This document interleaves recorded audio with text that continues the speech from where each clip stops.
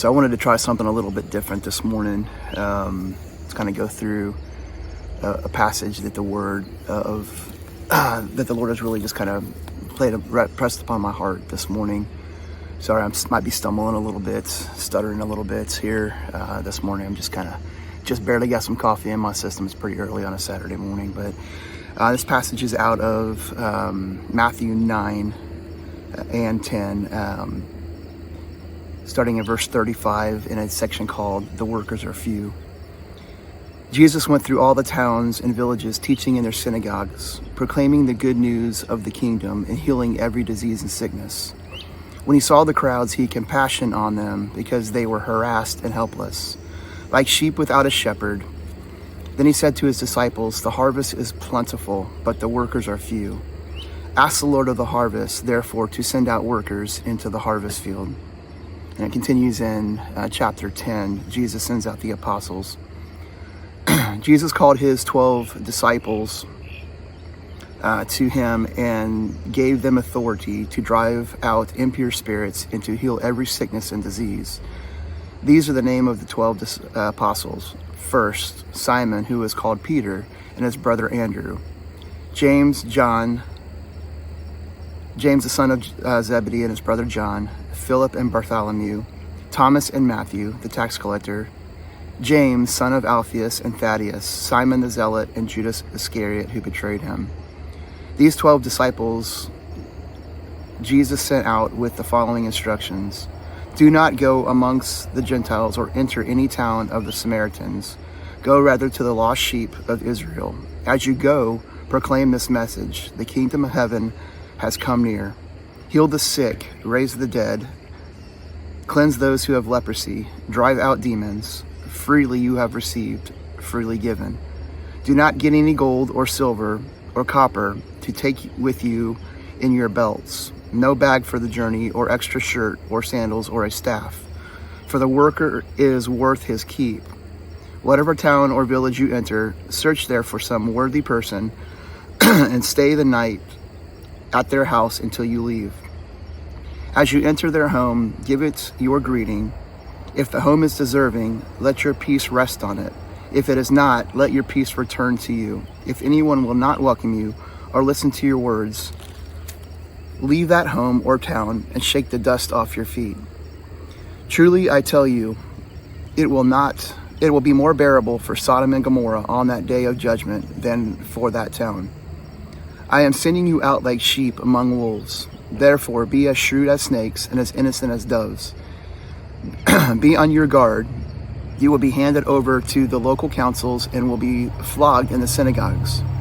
On my account, you will be brought before governors and kings as witnesses to them and to the Gentiles. But when they arrest you, do not worry about what to say or how to say it. At that time, you will be given what to say. For it will not be you speaking, but the Spirit of the Father speaking through you. Brother will betray brother to death, and a father his child. Children will rebel against the parents and have them put to death.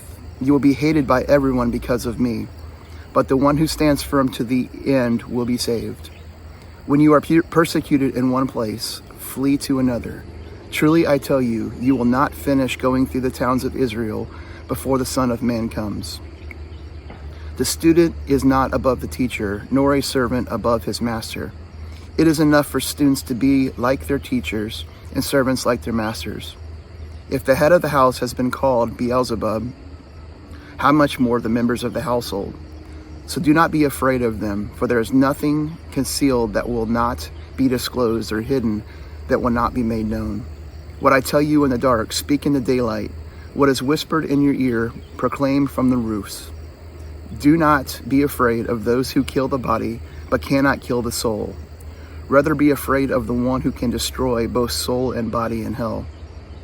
Are not 2 sparrows sold for a penny? Yet not one of them will fall to the ground outside your Father's care. And even the very hairs of your head are all numbered. So don't be afraid. You are worth more than sparrows.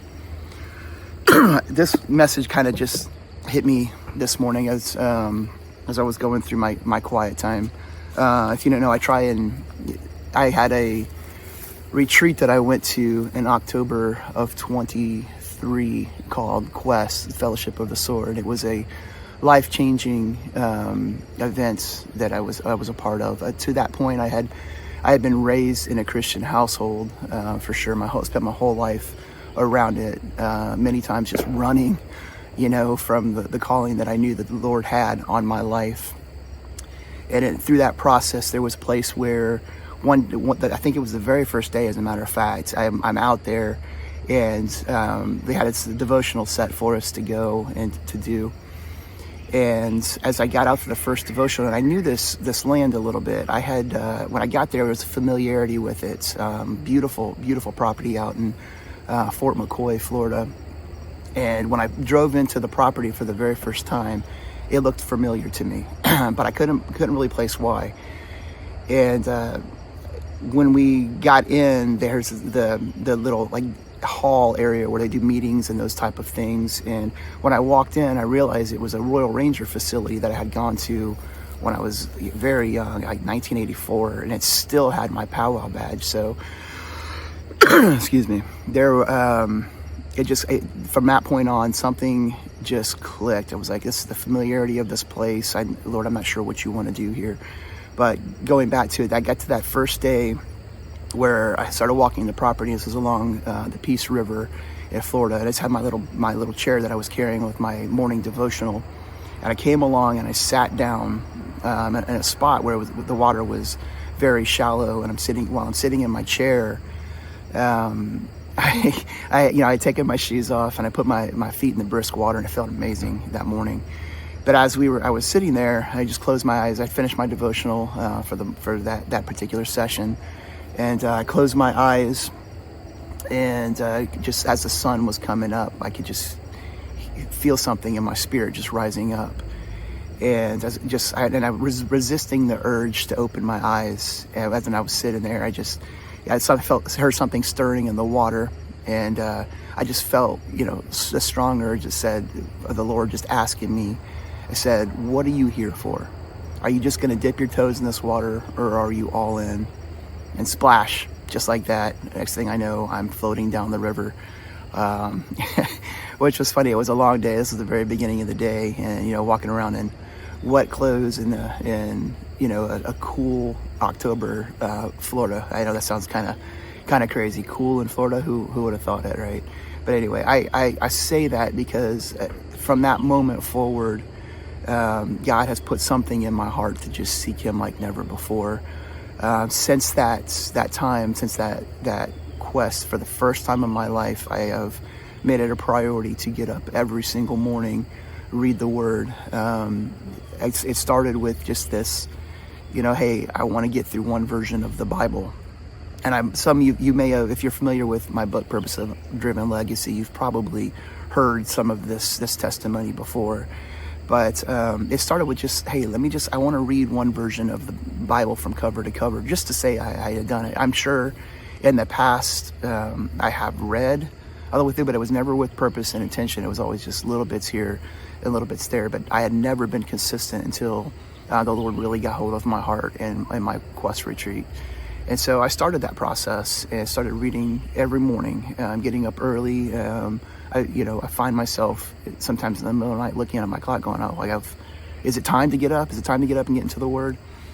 And so God has just really poured in, and through that process, I just have felt much closer. I mean, I can't even put words to the significance of what it does in your life if you spend daily time with the Lord. So, I fit that first version was the CSB Bible, and I finished that about 6 months later. After I got done with that version, I repeated the same process in the ESV. When that one was finished, about 6 months or so each version. I just completed the NLT, and the passage that I read from this morning was from the NIV, which is the fourth version that I'm going through. But I want to take a second to go back to this passage in Matthew. I believe that we are, we all have a calling on our life, and it's important that we step up when called. In this instance, this is when Jesus first calls his disciples to be able to come and to go out and to spread the word. And if you caught some of the stuff in the passage, he was telling them specifically to only go to the Jews at that time. And I do believe that the Israelites were God's chosen people, and particularly they had been crying out, and there was confusion, and it was just so much that was happening. And then Jesus came, and as he's speaking to people and performing miracles, now he has called his disciples to go out. And there's so much this would be another topic for the future, discipleship, but there's so much importance to discipleship. This is not just about leading somebody to a point of salvation. This is about walking with people. There is a next step that comes after you've made this decision for Christ. And this whole channel, this whole YouTube channel is what I feel God has called me to do. I do apologize for some of the video quality of this quality and some of the other ones that I've had at this point. I'm getting better at doing this. But the main thing I want to make sure that people are focusing on is the content and the message, because I do believe this is the ministry that the Lord has called me into. But let me digress on that and get back to this passage from Matthew 10. Jesus is basically saying, as you go out, to be on guard, because not everyone will receive your message.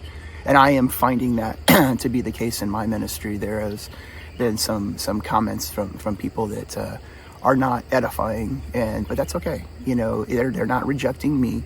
They're rejecting the Lord when it comes to that. They're not rejecting my message. They're rejecting what the Lord has. And I'm going to keep doing this. If not everybody's going to be happy, this world doesn't like this message, the message of the gospel, but it's an important one that we do. So again, be on your guard. Not everyone will receive the message. But if you are not discouraged and remain true, you will receive your reward. Jesus says, what I whisper, yell out and proclaim it. And so that this morning, I just want to declare that if you're feeling a call upon your life, we are all have moments where Jesus says, or the Holy Spirit says to us, I need you to do this. You are called. And I believe everybody has a calling on their life of some type. So I just pray this morning, Father, I just pray for anybody who is watching this video, who comes across this video, or I pray right now that you would stir up in their heart and you would stir up in their soul purpose. Father, I pray that you would download that purpose on them, and that they would be obedient to step up and do that. Give us the faith to believe. That's something I love to pray. Give us the faith to believe that whatever we need, that we ask for in your name, will come true. The world needs this message, not just the message that I'm giving you now. The Lord needs you. The Lord needs, if he's called you and you hear that calling, the Lord needs you to step up, to be bold. If the world doesn't want to hear it, then we're just told to just literally just wash our feet and take it to the next place. If you're at a town or an event, or just in an interaction at a gas station or a restaurant with somebody, and the Lord brings up something in your heart to say to that person, then do it. Just be bold. Be bold. And if they don't receive that message, that's okay. They're not rejecting you. They're rejecting the Savior. They're rejecting the truth. But you've planted a seed that can be watered by somebody. Can't reach everybody. But I just pray that your day is blessed, and that the Lord would show up for you in great ways today, in amazing ways. Be blessed.